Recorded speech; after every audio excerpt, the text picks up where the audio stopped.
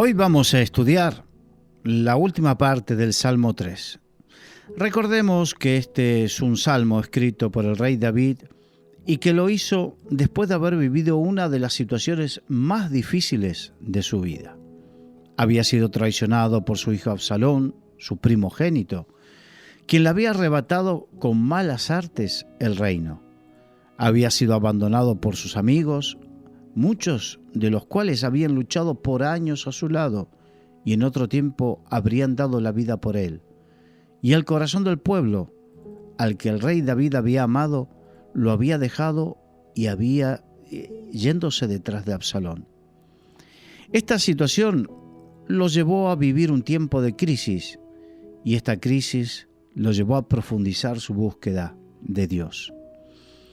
Si el versículo 5 al 8 dice: en paz me acosté y dormí y desperté, porque Jehová me sustentaba. No temeré a 10 millares de gente que pusieren sitio contra mí. Levántate, Jehová, sálvame, Dios mío, porque tú heriste a todos mis enemigos en la mejilla, los dientes de los perversos quebrantaste. La salvación es de Jehová, sobre tu pueblo sea tu bendición. En paz me acostaré y asimismo dormiré, porque solo tú, Jehová, me haces vivir confiado. David usó ambas situaciones, el de acostarse y dormir, como evidencia de la bendición de Dios, porque dormir es una bendición. David estaba bajo una presión tan intensa que las circunstancias de la rebelión de Absalón, que tal vez le resultaría imposible dormir, pero a pesar de ello, por la bendición, la paz de Dios estuvo sobre él y pudo dormir. Y despertar era otra bendición, porque muchos se preguntaban si David viviría para ver un nuevo día. En el Salmo capítulo 4, versículo 8, dice: en paz me acostaré y asimismo dormiré, porque solo tú, Jehová, me haces vivir confiado.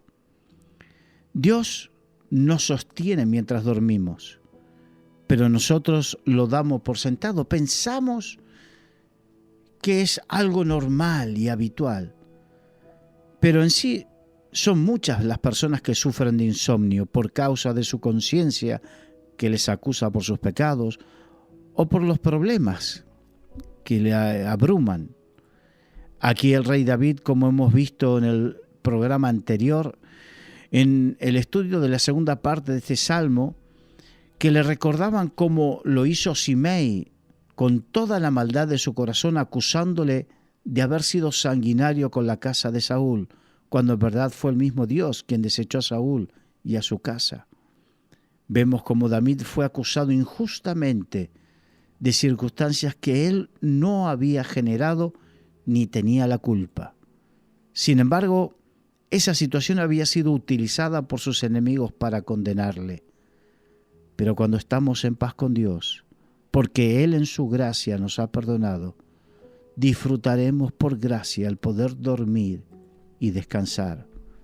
Porque llegamos a comprender la gracia de Dios, la profundidad de su amor, cómo Él nos guarda, nos protege, desarrollamos confianza en Él. Y la palabra confianza tiene que ver con la fe, la convicción precisamente de lo que no llegamos a ver. Sigue diciendo: no temeré a 10 millares de gente que pusieron sitio contra mí. Con Dios sosteniéndole, David podía estar de pie en contra de cualquier enemigo. Antes de que fuera escrito, David sabía la verdad que años después, siglos después, el apóstol Pablo escribió en Romanos capítulo 8, versículo 31. Si Dios es por nosotros, ¿quién contra nosotros? Y en el versículo 7 dice: levántate, Jehová, sálvame, Dios mío, porque tú heriste a todos mis enemigos en la mejilla, los dientes de los perversos quebrantaste. La confianza de David se había desarrollado en Dios de tal manera que él tenía una total conciencia de lo que el Señor haría. ahí lo manifestó: sálvame, Dios mío. Como lo que Dios ya había hecho, heriste a todos mis enemigos y los dientes de los perversos quebrantaste. Pasar momentos de dificultad son los que profundizan nuestra relación con Dios y desarrollan nuestra fe, nuestra confianza en Él. Por lo tanto, no reneguemos de esas circunstancias adversas. Dios las utiliza para nuestro crecimiento. Podemos aprender en los seminarios, en institutos bíblicos, a través de otros hermanos que tengan maravillosos dones de enseñanza, de fe, de exposición de la palabra.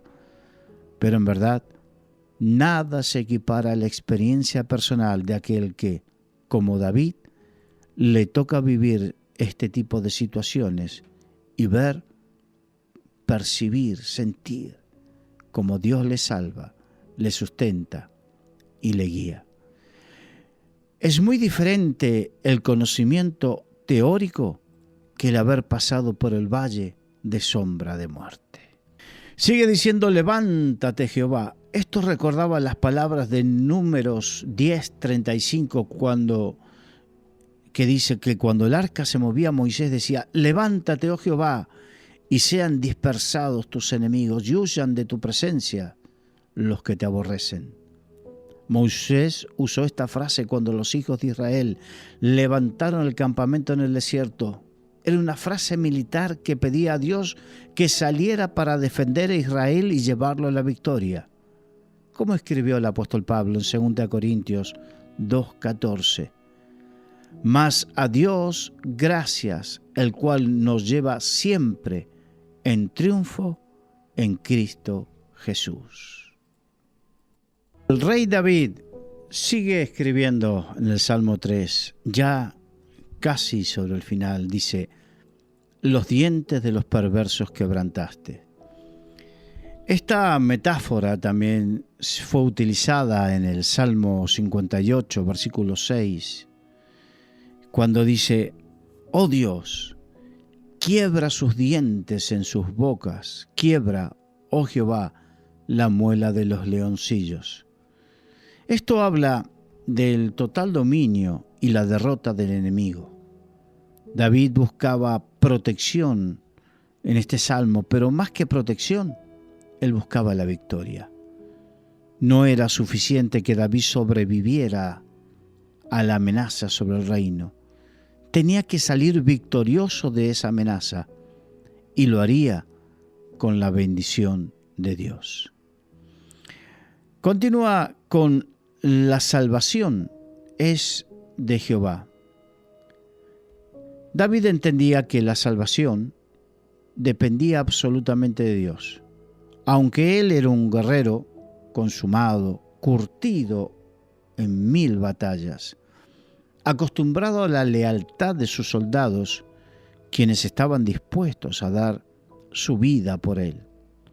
Sin embargo, en esta situación no contaba con ellos, y se dio cuenta que no era suficiente su habilidad, su fuerza, su experiencia como guerrero, que en ese momento para nada le valían. En Zacarías, el capítulo 4, el versículo 6 dice: entonces respondió y me habló diciendo: esta es palabra de Jehová a Zorobabel, que dice: no con ejército, ni con fuerza, sino con mi espíritu, ha dicho Jehová de los ejércitos. Descubrió que era la mano poderosa de Dios. David lo descubrió, como lo había hecho con el pueblo de Israel cuando estos escapaban de los egipcios y se encontraron con el Mar Rojo enfrente. Y en esa situación límite, Israel vio como Dios hizo algo sobrenatural. Dividió el mar en dos, por donde pasó Moisés y todo el pueblo en seco. Pero no pudieron hacer lo mismo los egipcios, porque cuando lo intentaron, Dios hizo que el mar se volviese y arrastrase a todos los carros del faraón y quedaran en el fondo del mar. Esto nos muestra que fue un milagro, no fue casualidad. Hay quienes en su incredulidad intentaron buscar acerca de determinado fenómeno climático que pudo haber ocurrido para que esto sucediera. Pero en verdad, yo no creo que en tal fenómeno climático, porque pudo haber sido casualidad que el fenómeno climático coincidiese con el momento de cruzar el Mar Rojo en seco y con el momento en que cuando lo estaba haciendo los carros del faraón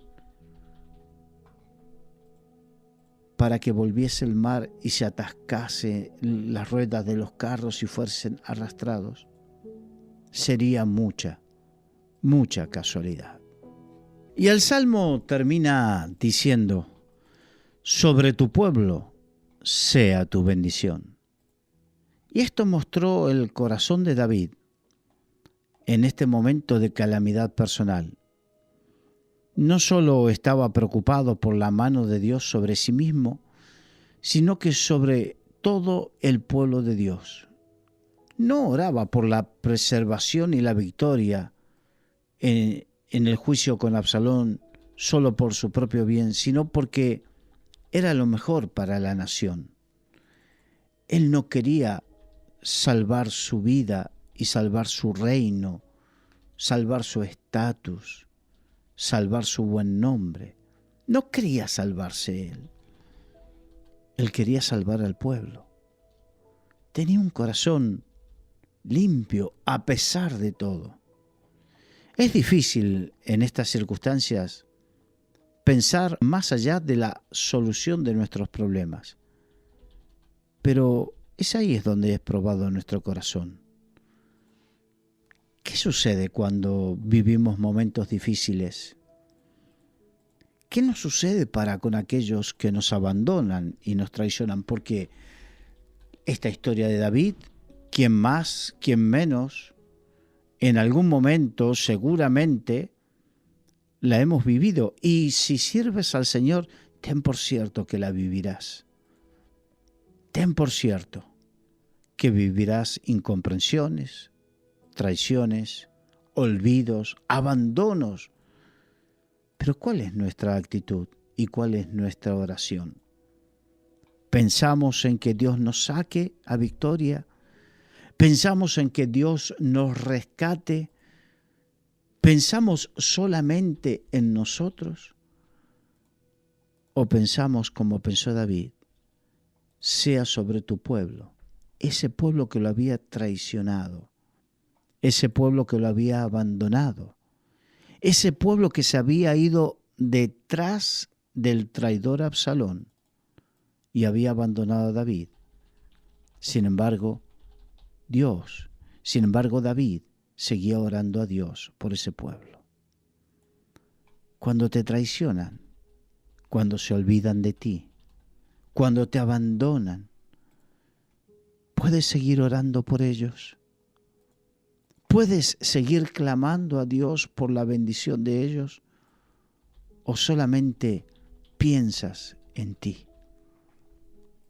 David pidió bendición sobre el pueblo. Recordemos, y repito, es ese mismo pueblo que le había dado la espalda y se había ido seducido por el traidor Absalón. Sin embargo, David amaba a ese pueblo porque amaba a Dios. Y cuando en verdad amamos a Dios y este amor es sincero, esto nos llevará a amar a nuestro prójimo, aunque este prójimo no se lo merezca.